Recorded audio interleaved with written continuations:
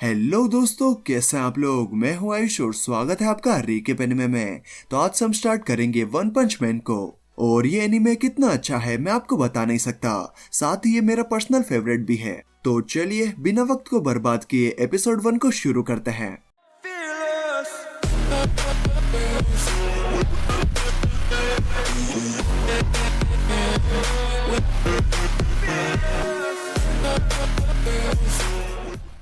तो एपिसोड की शुरुआत बिल्कुल ही नॉर्मल दिन से होती है, जहां पर सभी लोग अपना अपना काम कर रहे होते हैं। लेकिन तभी अचानक से धमाके होने लगते हैं, जो कि ये मॉन्स्टर कर रहा होता है। और ये बात हीरोज एसोसिएशन के हेडक्वार्टर में भी पता चल जाती है। हीरोज एसोसिएशन सुपर हीरोज का एक ऑर्गेनाइजेशन है, जो कि मॉन्स्टर्स, क्रिमिनल्स और बाकी खतरों से निपटता है। हीरोज एसोसिएशन में एक आदमी कहता है अभी कौन सा हीरो अवेलेबल है, तो एक लड़की बताती है कि लाइटनिंग मैक्स और स्माइल मैन वहां पर पहुंच रहे हैं। तभी हम देखते हैं कि लाइटनिंग मैक्स और स्माइल मैन तो उस मॉन्स्टर से धुलाई खाकर वहां पर पड़े होते हैं और वो मॉन्स्टर शहर की तरफ बढ़ रहा होता है। वहीं एक रिपोर्टर इन हमलों की रिपोर्ट दे रहा होता है और बताता है कि हीरोज एसोसिएशन अभी पता लगा रही है कि वो मॉन्स्टर कितना खतरनाक है। कि तभी उसका कैमरा खराब हो जाता है और एक टकला सा आदमी टीवी पर ये सब कुछ देखकर कहता है लगता है मुझे ही जाना पड़ेगा। फिर हम देखते हैं कि वो आदमी अपनी हीरो की ड्रेस पहनकर निकल जाता है। इस आदमी का नाम होता है साइतामा, जो कि हमारा हीरो है। फिर हम देखते हैं कि एक लड़की रो रही होती है और उसके आसपास का सब कुछ उस मॉन्स्टर ने तबाह करके रख दिया होता है। वो मॉन्स्टर उस लड़की को भी मारने वाला होता है, लेकिन तभी साइतामा वहां पर आकर उसे बचा लेता है। तो वो मॉन्स्टर पूछता है तुम कौन हो, तो साइतामा कहता है एक आदमी जो कि मजे के लिए हीरो बना है। तो वो मॉन्स्टर कहता है आखिर तुम्हारी क्या बकवास बैक स्टोरी है। मेरा जन्म इंसानों के द्वारा लगातार निकले हुए पॉल्यूशन से हुआ है। मैं वैक्सीन मैन हूँ। अर्थ एक लिविंग ऑर्गेनिज्म है और तुम इंसान बाकी कुछ नहीं, बस एक बीमारी हो जो कि पृथ्वी को खत्म कर रही है। इंसानों और उनकी पापी सभ्यता का विनाश करने के लिए ही मुझे पृथ्वी ने जन्म दिया है। और ऐसे ही बातें कहते हुए वो मॉन्स्टर अपनी शक्ल डरावनी और डरावनी करते जाता है ताकि साइतामा उससे डर जाए। लेकिन अपने साइतामा भैया तो साइतामा भैया है, उसे कोई भी फर्क नहीं पड़ता और वो एक मुक्का मार कर ही उस मॉन्स्टर को खत्म कर देता है। हाँ भाई सही सुना, एक मुक्के में खत्म, टाटा बाय बाय फिनिश। लेकिन मॉन्स्टर को मारकर साइतामा भैया खुश होने के बजाय काफी निराश होकर चिल्लाने लगते हैं और कहते हैं फिर से नहीं, ये फिर से एक ही पंच में खत्म हो गया। एक्चुअली अपने साइतामा भैया ही वन पंच मैन है। ये इतने ज्यादा पावरफुल हो गए हैं कि इनके एक पंच से ही मॉन्स्टर्स खत्म हो जाते हैं। लेकिन ये किसी से ढंग की लड़ाई करना चाहते हैं, ना कि सिर्फ एक मुक्के की। देखो कमजोर होने पर तो बुरा लगता ही है, लेकिन जब आप इतने ज्यादा पावरफुल हो कि सभी लोग आपके सिर्फ एक मुक्के में ही हार जाएं, तो और भी ज्यादा बुरा लगता है। और यही हमारे साइतामा भैया फील करते हैं। फिर हमें उस वक्त का सीन दिखाया जाता है जब साइतामा के सर पर बाल हुआ करते थे। मेरा मतलब 3 साल पहले का आगे हम देखते हैं कि साइतामा कहीं पर जा रहा होता है, तभी क्रेबलेंट उसके सामने आकर खड़ा हो जाता है, जिसे सभी लोग डर कर भाग रहे होते हैं। वो साइतामा से कहता है क्या तुम नहीं भागोगे, और साइतामा के कुछ भी न कहने पर वो कहता है मैं पक्का कह सकता हूँ कि तुम्हारी नई नई जॉब लगी है और तुम अपने काम से अभी से ही थक चुके हो।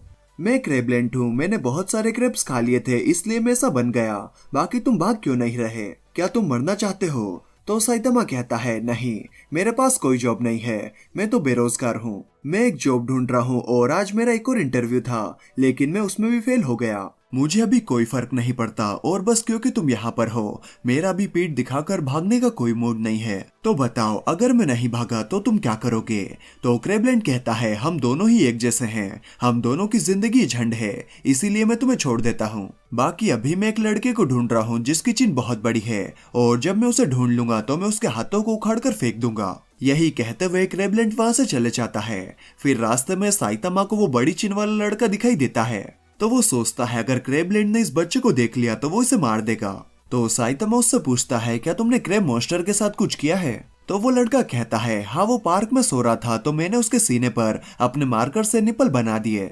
ये सुनकर साइतामा को पूरी तरीके से विश्वास हो जाता है कि वो क्रेबलेंट इसी बच्चे को ढूंढ रहा है। तो साइतामा सोचने लगता है कि वो इस बच्चे को कैसे बचा सकता है, लेकिन बाद में वो सोचता है कि ये बच्चा बहुत ही बुरा दिखता है, मुझे बस अपने काम से काम रखना चाहिए। आखिर इस बच्चे की किसे पड़ी है। लेकिन तभी वो क्रेबलेंट वहां पर आ जाता है जिसके बाद वो उस लड़के पर अटैक कर देता है, लेकिन साइतामा उस लड़के को बचा लेता है और सोचता है आखिर मैं क्या कर रहा हूँ। फिर साइतामा उस बच्चे को भागने के लिए कहता है तो वो बच्चा कहता है नहीं, मैं नहीं भाग सकता, उसके पास मेरी बॉल है। तो क्रेवलेंट उस बच्चे की बॉल फोड़ देता है और साइतामा से कहता है क्या तुम सच में इस बच्चे को बचाने की कोशिश कर रहे हो? तो साइतामा कहता है क्या तुम इस बच्चे को सिर्फ एक प्रैंक के लिए मार दोगे?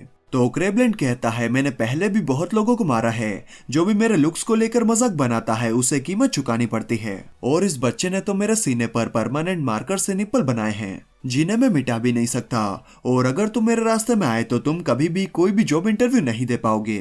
तो साइतामा हंसने लगता है और कहता है तुम मुझे उस विलन की तरह लग रहे हो जिसे मैं बचपन में कार्टून में देखा करता था। तो क्रेवलेंट साइतामा को दूर फेंक देता है, फिर उस लड़के को मारने वाला होता है कि साइतामा उस पर पत्थर फेंक कर मारता है और कहता है रुक जाओ, मैं तुम्हें इस बच्चे को नहीं मारने दे सकता जबकि आबादी पहले ही कम हो रही है।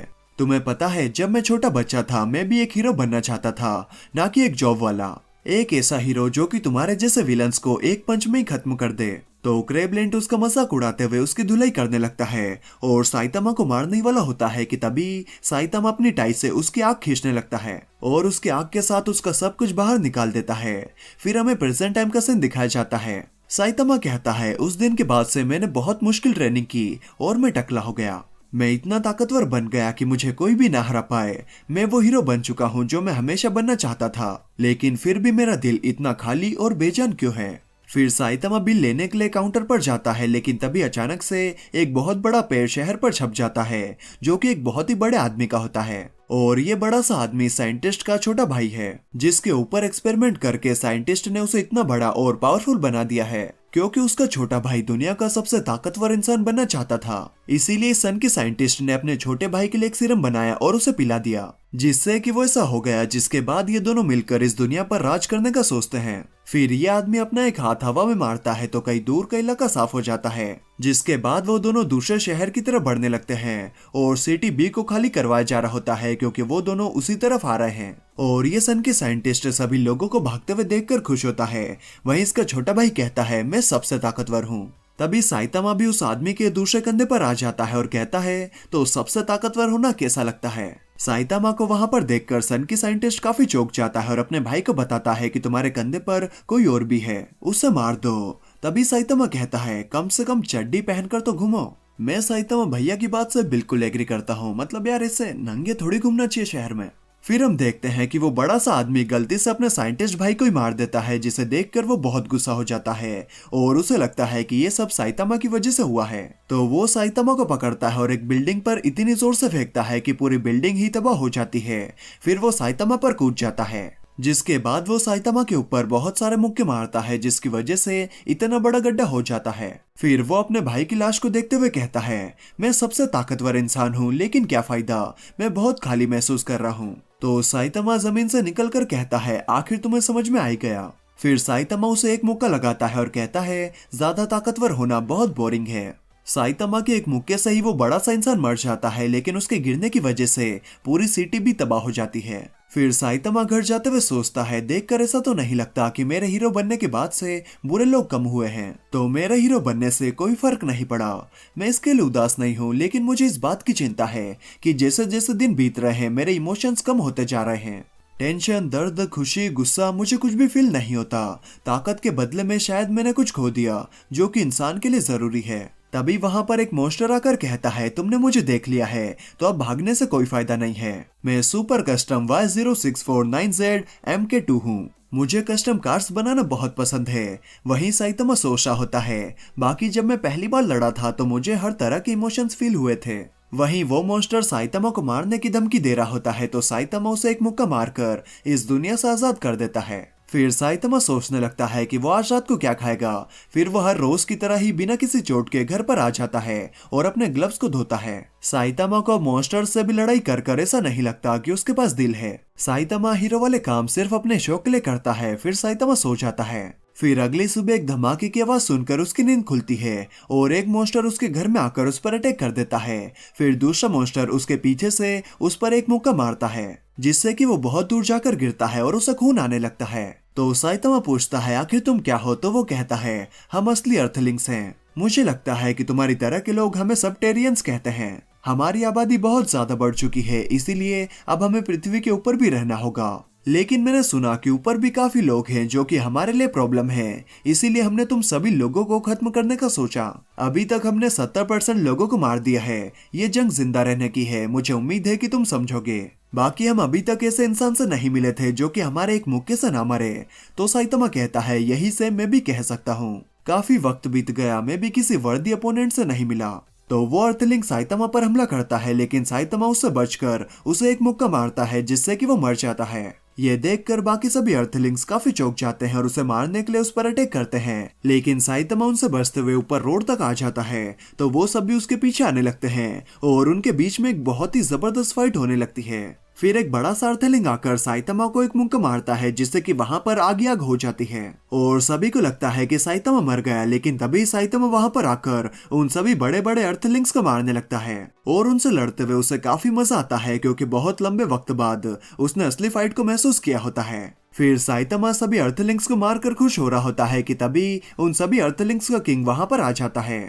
तो साइतमा उसे मारने के लिए आगे बढ़ता है, लेकिन तभी अलार्म बज जाती है और साइतमा ये करता है। तो साइतमा को पता चलता है कि वो सब सिर्फ एक सपना था, लेकिन तभी उसे एक धमाके की आवाज आती है और जमीन के अंदर से कुछ अर्थलिंक्स के साथ साथ उनका किंग भी बाहर निकल कर आता है और जमीन पर राज करने की बात करता है। तो साइतमा को लगता है कि उसका सपना सच होने वाला है। तो वो अपने अपार्टमेंट से कूदकर अर्थलिंक के सर पर आकर लात मारता है और खुश होकर लड़ाई के लिए तैयार हो जाता है। लेकिन वो सब सॉरी कहकर वहां से भाग जाते हैं, जिससे कि साइतमा का लड़ने का सपना टूट जाता है। फिर वो अपने पाले हुए कैरेक्टर से कहता है, मैं ज्यादा ही ताकतवर बन गया। मुझे इस एपिसोड में सबसे बढ़िया सीन वो लगा जब साइतमा इतनी उम्मीद लेकर अर्थलिंक से लड़ने के लिए आता है और वो सब वहां से भाग जाते हैं। इस एपिसोड में आपका बेस्ट सीन कौन सा था, मुझे कमेंट करके जरूर बताएं। और अगर वीडियो अच्छी लगी तो यार एक लाइक तो बनता है, और यहाँ तक आए हो तो वीडियो तो अच्छी लगी होगी यार, तो सब्सक्राइब भी कर लेना।